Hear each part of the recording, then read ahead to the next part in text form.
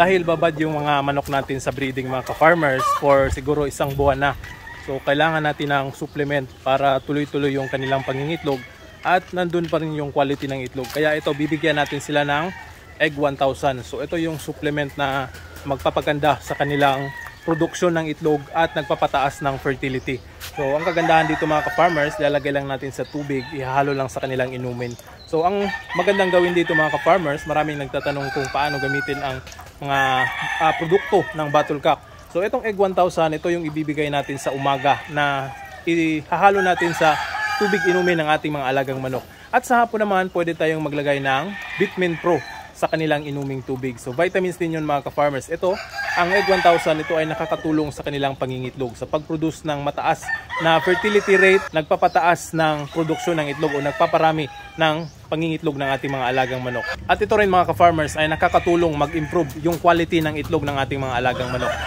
So ngayon, magtitimpla tayo dito dahil alam naman natin na nagbe-breeding tayo ng mga paitloging manok.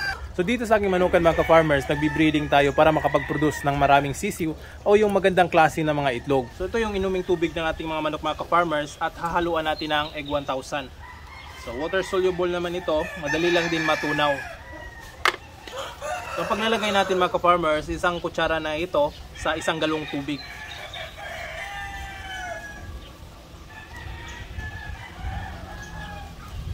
So ganyan.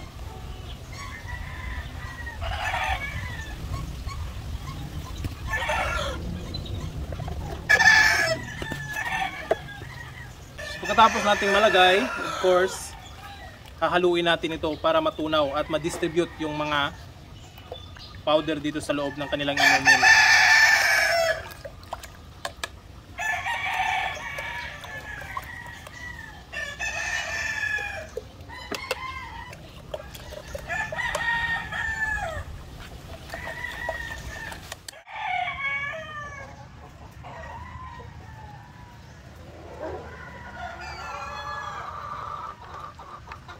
So ito yung mga white leghorn natin mga ka-farmers na nakakross sa barred rock. Yan yung rooster.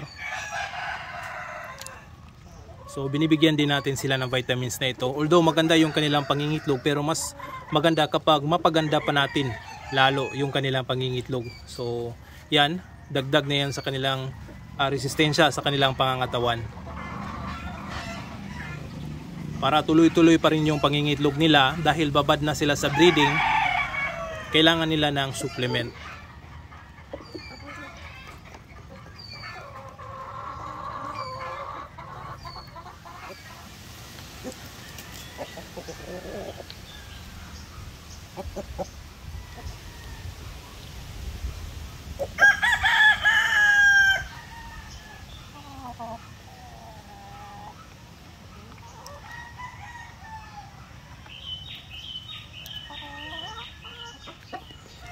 Ang Egg 1000 mga ka-farmers ay mas lalong kailangan ng ating mga inahin na ito dahil running 4 years old na itong mga manok na ito. So kailangan nila ng supplement para yung kanilang katawan ay patuloy pa rin mag-produce ng magandang klaseng itlog. So yan, kahit 4 years old na yan, nangingitlog pa yan, pero kailangan nila ng supplement para tuloy-tuloy pa rin yung pangingitlog nila. Alright?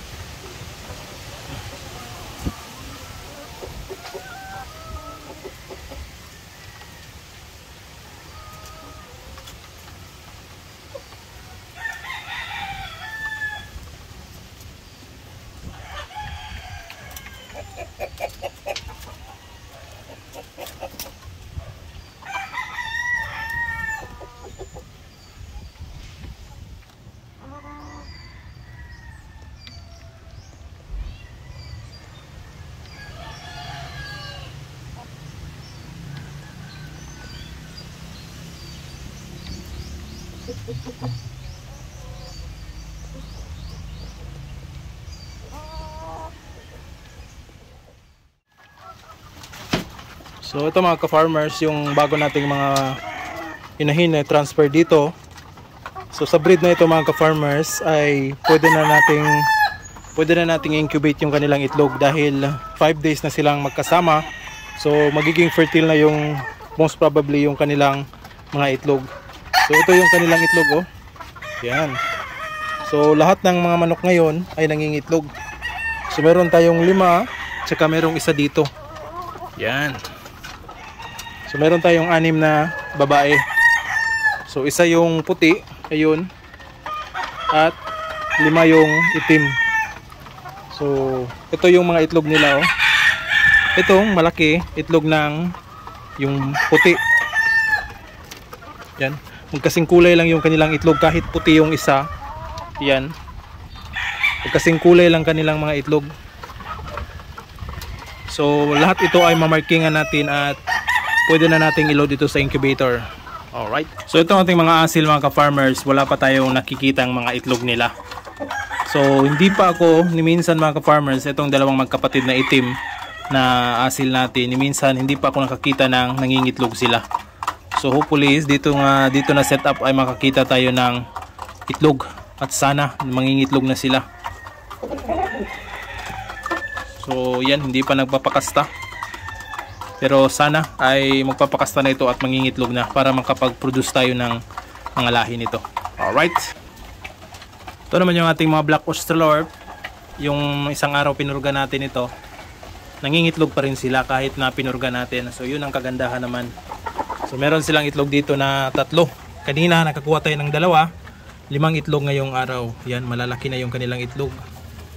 Yun, malalaki at mabibigat. At meron na din itong similya. Kaya pwede na natin itong isalang sa incubator. Alright.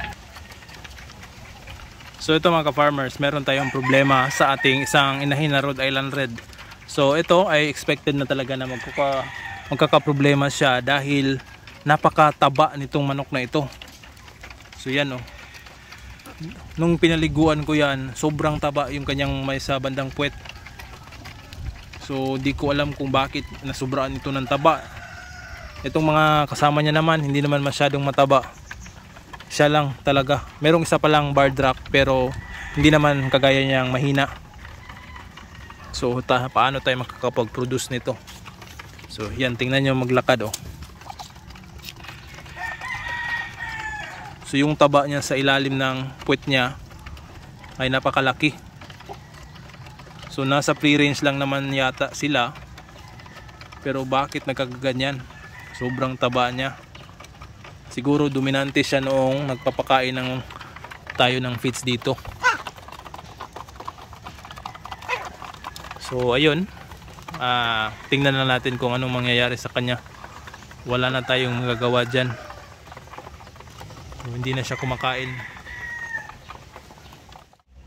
So ito yung nakolekta natin ngayong hapon mga ka-farmers na mga itlog. Kaninang umaga iba din yung nakuha natin. So mga nasa 11 yata yung nakuha natin kaninang umaga. So ngayon hapon ay medyo madami namin yung makukuha natin. So lahat ito ay may similya.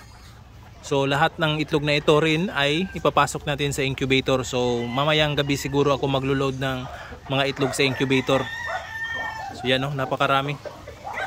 So ilalagay muna natin ito sa loob ng tray. Alright.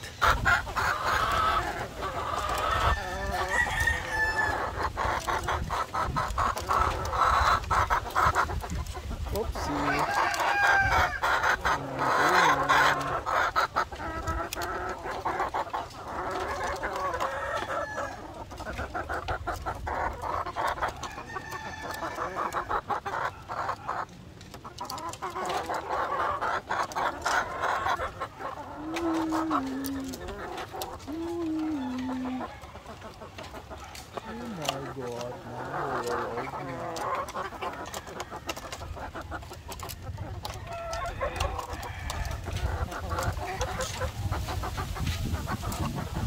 Bye.